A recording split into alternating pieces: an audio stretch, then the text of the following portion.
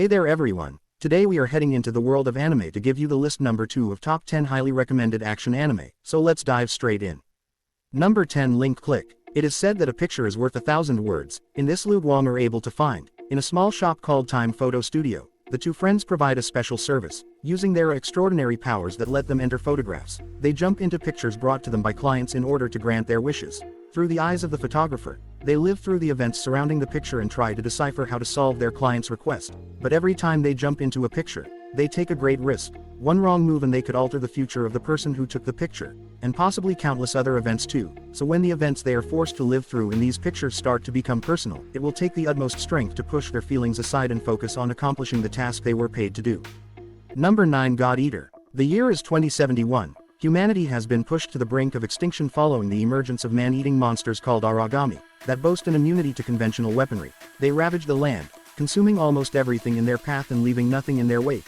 To combat them, an organization named Fenrir was formed as a last-ditch effort to save humanity through the use of God Eaters, special humans infused with oracle cells allowing them to wield the God Arc, the only known weapon capable of killing an Aragami.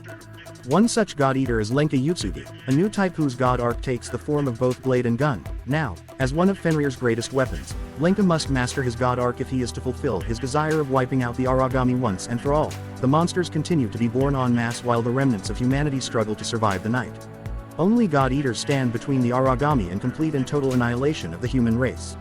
Number 8 Dorohedoro. Whole a dark, decrepit and disorderly district where the strong prey on the weak and death is an ordinary occurrence, as all but befitting of the name given to it. A realm separated from law and ethics, it is a testing ground to the magic users who dominate it. As a race occupying the highest rungs of their society, the magic users think of the denizens of Whole as no more than insects, murdered, mutilated, and made experiments without a second thought. The powerless Whole dwellers litter the halls of Whole's hospital on a daily basis, possessing free access to and from the cesspool, and with little challenge to their authority, the magic users appear indomitable to most.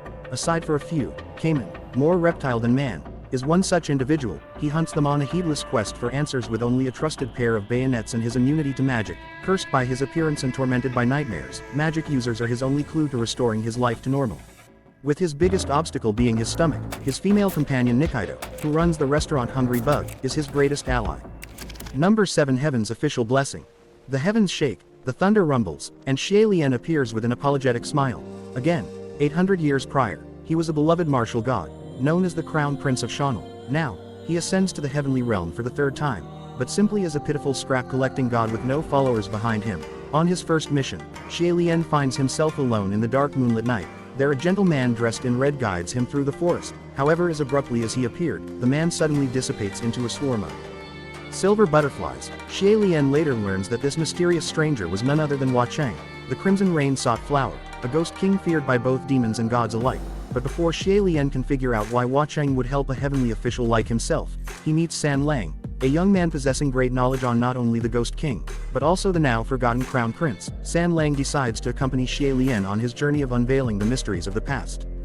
Number 6 Agent Demi. Human.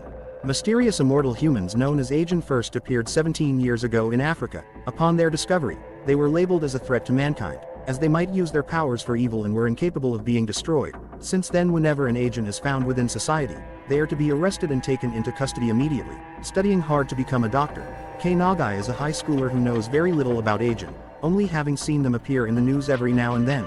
Students are taught that these creatures are not considered to be human, but Kei doesn't pay much attention in class. As a result, his perilously little grasp on this subject proves to be completely irrelevant when he survives an accident that was supposed to claim his life, signaling his rebirth as an agent and the start of his days of torment. However, as he finds himself alone on the run from the entire world, Kei soon realizes that more of his species may be a lot closer than he thinks.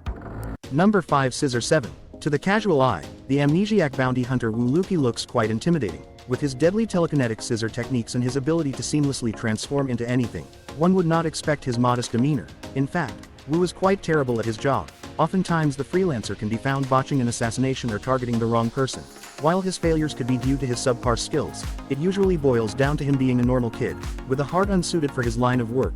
Accompanied by his feathered friend Daibo, Wu is on a simple quest to regain his memories. Although his inconspicuous day job as a hairdresser and his after-hours occupation are simply a means for him to repay debt, his various ventures seem to intertwine with his pursuit to recover his lost past. Number 4 Rage of Bahamut Genesis. Thousands of years ago, The ancient dragon Bahamut wrought havoc upon the land of Mistarcia, a world where both gods and demons live amongst mankind, working together to prevent the world's destruction. The rival deities barely managed to seal Bahamut, agreeing to split the key between them so that the dragon would remain eternally imprisoned. With the world safe from the destruction of Bahamut, it is business as usual for bounty hunters like Favaro Leone, living a laid-back, self-serving lifestyle. The amoral Favaro goes about his work while on the run from fellow bounty hunter Kaisar Lidfard, a righteous man who swears vengeance upon Favaro. However, Favaro's carefree life is thrown into chaos when he meets Amira, a mysterious woman who holds half of the key to the world's fragile peace. Shingeki no Bahamut. Genesis tells the story of a group of unlikely heroes who find themselves caught in the middle of an epic clash between gods and demons, forced to carve their own path in the face of the imminent storm. Number 3. Tact Op Destiny. The United States of America has been in chaos ever since the emergence of D2s, an invasive species originating from a black meteorite that fell to Earth. A public decree banned citizens from playing any melodies, to prevent further casualties caused by the D2s. Hatred for music. Even now, in 2047, this prohibition is still in effect. Humanity's only form of defense against the D2s are music arts, young women representing pieces of classical music, and conductors, the ones controlling them. Tact Asahina, an aloof piano prodigy, finds himself transformed into a conductor following a spontaneous D2 attack. The same incident kills Anna Schneider's younger sister, Cosette, and brings Tact into contact with his music art Destiny, searching for a means of stabilizing the pact between themselves. Tact and Destiny alongside Anna embark on a perilous journey to the Symphonica headquarters in New York City. Tact is in a hurry to reach the city so that he can play the piano again, even though his passion attracts the creatures he has come to despise. Meanwhile, Destiny's sense of duty drags the group into trouble along the way, with a D2-infested path and many more arduous obstacles ahead of them. Will the trio make it to New York City in one piece? Number 2. Garden of Sinners. A series of eerily similar suicides occupy newspaper headlines in late 90s Japan. Amidst all the bizarre resemblances, there's one detail that stands out above the rest. The victims have all taken their lives by leaping from the Fujo building, a run-down abandoned structure rising high above the city. Shiki Ryugi, a cold-hearted girl living in an empty apartment, suspects that these sinister events have a supernatural cause. Possessing a mystical power herself, Shiki works to investigate the incidents alongside Tuko Aozuki, a doll-making detective specializing in magic, and her friend Mikaya Kokodu, who works as Tuko's assistant. Shiki unravels the mystery as she ventures through an enigmatic world to uncover the dark secrets surrounding the strange phenomenon.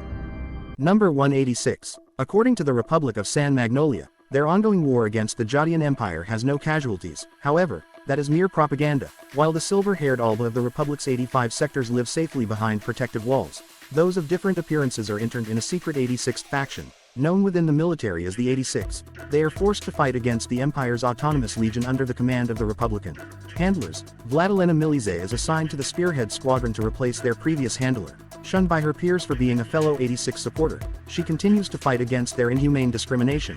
Shine Nuzan is the captain of the Spearhead Squadron, infamous for being the sole survivor of every squadron he's been in. He insists on shouldering the names and wishes of his fallen comrades. When the fates of these young souls from two different worlds collide, will it ignite the spark that lights their path to salvation, or will they burn themselves in the flames of despair? So that's it for the list. Hope you found the video interesting, and if you did, make sure to like, share and subscribe to the channel. Thank you.